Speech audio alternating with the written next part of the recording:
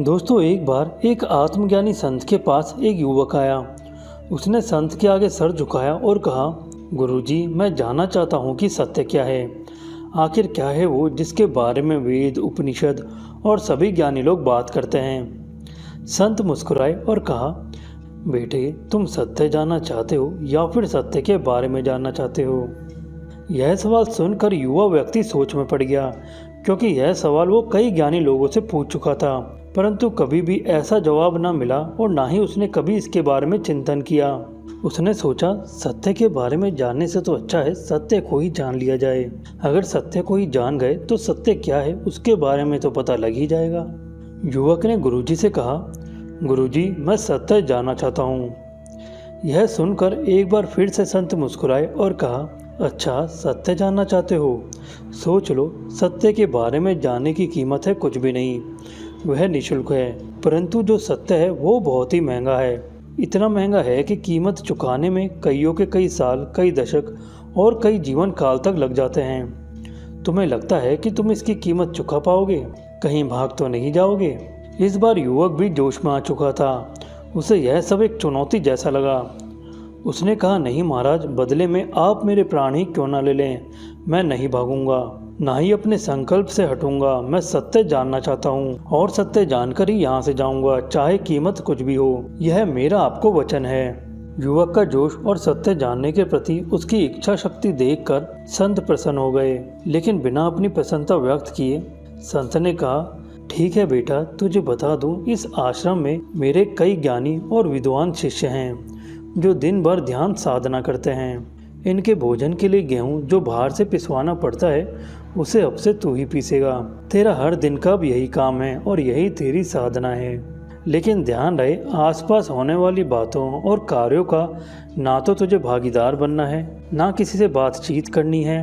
बस जो तुझे काम दिया है उस पर ही तेरा पूरा ध्यान होना चाहिए। और हाँ, एक बात का जरूर ध्यान रखना, चाहे कुछ भी हो, अब मेरे पास कभी ना आना, चाहे कुछ पूछने का मन हो या फिर बताने का। यह बात सुनकर युवक सोच में पड़ गया, लेकिन अपने दिए हुए वचन के चलते अब वह पीछे नहीं हट सकता था। उस वचन के पक्के युवक ने संत को नमस्कार किया और अगले ही दिन से आश्रम में सभी के लिए चक्की चलाते हुए गेहूं पीसने का कार्य शुरू कर दिया।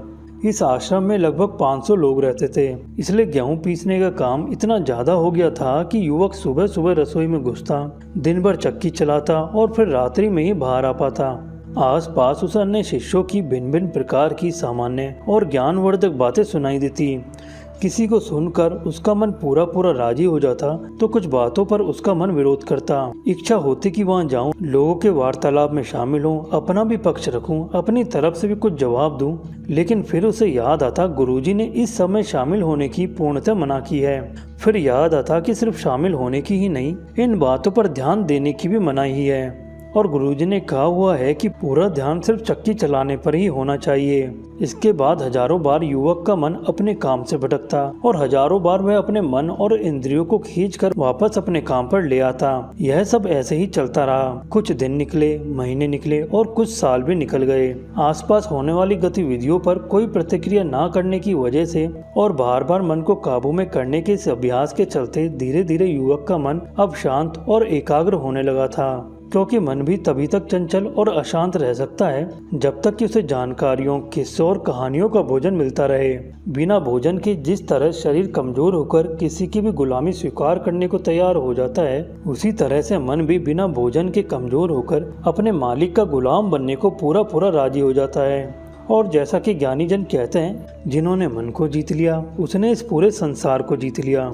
युवक अपने इसी शांत और प्रसन्न मन के साथ अपनी आटा चक्की चलाने के कार्य को निरंतर करता रहा। ना मन में कोई फल मिलने की आशा, ना ही फल ना मिलने की निराशा। इसी तरह करते करते 12 वर्ष बीत गए। दोस्तों, इस तरह से अपने मन को निष्काम कर्म में लगाकर मन की चंचलता को नियंत्रण में करना कर्म योग कहलाता है। लेकिन सिर्फ कर्म योग से ही नहीं, योग विज्ञान में ऐसे और भी कई तरीके हैं जिनकी सहायता से ऐसा किया जा सकता है, जिसका एक हिस्सा है मेडिटेशन। मेडिटेशन का अर्थ होता है ध्यान। कुछ योग गुरु मेडिटेशन के लिए सांसों पर ध्यान करने की सलाह देते हैं, तो कुछ मन में आने वाले विचारों पर। इस तरह कई मेडिटेशन टेक्निक्स हैं जो लोगों को सिखाई जाती हैं।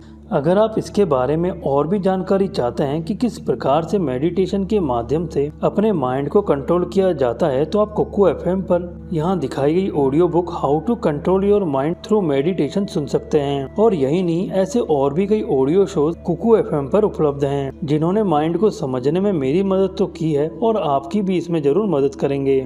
इसके बाद मेरी सलाह आपको यह है कि आप जल्द से जल्द कुकू एफएम ऐप का सब्सक्रिप्शन ले लें, क्योंकि अभी रिपब्लिक डे के मौके पर कुकू एफएम की तरफ से शुरुआत के पहले महीने के सब्सक्रिप्शन पर चल रहा है पूरे 60% का डिस्काउंट, जिसकी वजह से आप मात्र 39 रुपए में एक महीने के लिए कुकू एफएम पर इन सभी योग से जुड़े और अन्य 10,000 से भी ज्यादा ऑडियो शो सुन सकते हैं। इन ऑडियो शोज को सुनने के लिए 23 लाख से भी ज्यादा यूजर्स यहाँ पहले से ही मौजूद हैं। दोस्तों, कुकू एफएम ऐप के इस डिस्काउंट को पाने के लिए आपको जाना होगा वीडियो के कमेंट बॉक्स और डिस्क्रिप्शन में दी गई लिंक पर। वहां पर जाकर आपको कुकू एफएम ऐप को इंस्टॉल करना है और दिखाए गए कूपन कोड freedom60 का इस्तेमाल करना है। इसके बाद आपको 60% का डिस्काउंट मिल जाएगा। लेकिन ध्यान रखें, गणतंत्र दिवस के इस मौके पर चलने वाला यह ऑफर मात्र 26 जनवरी से 29 जनवरी तक के लिए है। दोस्तों, अब आते हैं हमारी कहानी पर। जैसे जैसे समय बीतता रहा वैसे वैसे गुरुजी की शारीरिक काया अब ढलने लगी थी। उन्हें अब लगने लगा कि अब वो समय आ चुका है जब आश्रम की बागडोर किसी और के उचित हाथों में दे दी जाए, जिससे यह आश्रम आगे भी इसी तरह से चल सके। गुरुजी ने एक योजना बनाई और घोषणा करवाई, अब से हर सुबह मैं उठूंगा और मेरे कमरे की बाहर की दीवार देखूंगा। जिसे भी लगता है कि अब वो आत्मज्ञानी हो चुका है और मेरी जगह ले सकता है, तो अपने आत्मज्ञान का अनुभव इस दीवार पर सिर्फ 4 पंक्तियों में लिखकर छोड़ दे। जिसका भी जवाब संतुष्टि पूर्ण होगा वो अधिकारी होगा मेरी जगह लेने का। इसके बाद मानो आश्रम में खलबली मच गई। सबके मन में कल्पनाओं और संभावनाओं के शिखर बनने लगे।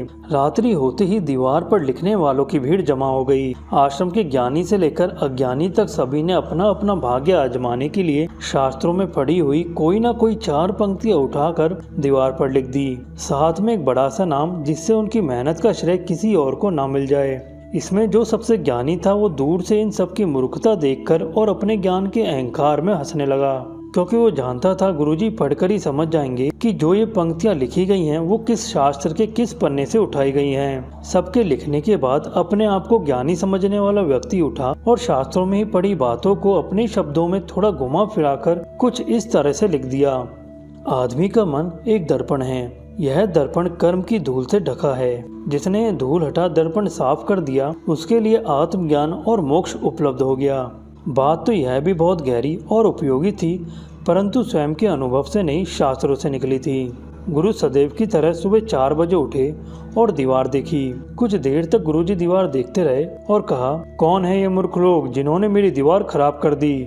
मैंने अनुभव लिखने की कही थी, ना कि मेरी दीवार गंदी करने की। अभी की अभी मेरी दीवार को साफ कर दो। यह बोल गुरुजी फिर से कमरे में चले गए। गुरुजी के कड़वे बोल सुनकर आश्रम में सन्नाटा छा गया। अब अगली रात दीवार सूनी पड़ी थी। किसी की हिम्मत भी नहीं थी कि अब वो अपनी तरफ से कुछ कोशिश करें, लेकिन साथ में यह भी डर था कि खाली दीवार देखकर गुरुजी फिर नाराज हो जाएंगे और कहेंगे कि क्या इस आश्रम में मेरी जगह लेने वाला कोई लायक शिष्य नहीं है। आपस में लोगों की ये फुसफुसाहट चल ही रही थी कि तभी वहां से एक युवक निकला, जो कई वर्षों से रसोई में गेहूं पीसने का कार्य कर रहा था। उसने शिष्यों को परेशानी में देख और उनकी आपसी बातचीत सुनकर वो दीवार के पास गया और 4 पंक्तियां अपनी तरफ से लिख दी, वो भी बिना किसी नाम के। यह सब होता देख कई शिष्य हंसने लगे, जिसमें से अपने आप को सबसे ज्ञानी समझने वाले शिष्य ने कहा, अरे मूर्ख, क्या कर रहा है? सुबह गुरुजी का क्रोध देखा भी था, और वैसे भी यह उनकी जगह लेने की बात है, कोई हलवाई की नहीं। यह सब सुनकर सब जोर जोर से हंसने लगे। फिर बीच में से एक शिष्य बोला, और तू तो हलवाई भी नहीं बन सकता, तुझे चक्की चलाने के सिवा कुछ आता भी है? ठहाके गूंज उठे, जिसके बाद सब सोने के लिए अपने अपने कक्ष में चले गए। सुबह के 4 बजे थे। सारे शिष्य दीवार के सामने तमाशा देखने के लिए खड़े हो गए। गुरुजी बाहर आए, उन्होंने दीवार देखी और उन 4 पंक्तियों को पढ़ा, जिनमें लिखा था, जब कोई मन ही नहीं तो धूल कैसे और कहाँ जमा होगी? जब कोई मन ही नहीं तो फिर साफ किसे और कैसे करूं? जिसने यह जान लिया, समझो उसने सब जान लिया। इन 4 पंक्तियों को पढ़ते ही गुरुजी की आंखों में आनंद की बूंदें झलक उठी। गुरुजी ने अपने सहायक को बुलाया और कहा, पुत्र, मेरा अब आश्रम छोड़ने का समय आ चुका है। आश्रम की ये जरूरी चाबियां लो और रसोई में जाकर मेरे उस प्रिय शिष्य को दे दो जो 12 वर्षों से तुम सबके लिए गेहूं पीसता आया है। यह आश्रम की दूसरी रात्रि थी जब गुरुजी के शब्दों ने आश्रम में शांति की लहर उठा दी। अगली सुबह सालों से चावल पीसता आ रहा युवक गुरुजी के स्थान पर बैठा था। आगे उन्हीं सब शिष्यों की भीड़ लगी थी जो एक रात पहले उस पर ठहाके मारकर हंस रहे थे।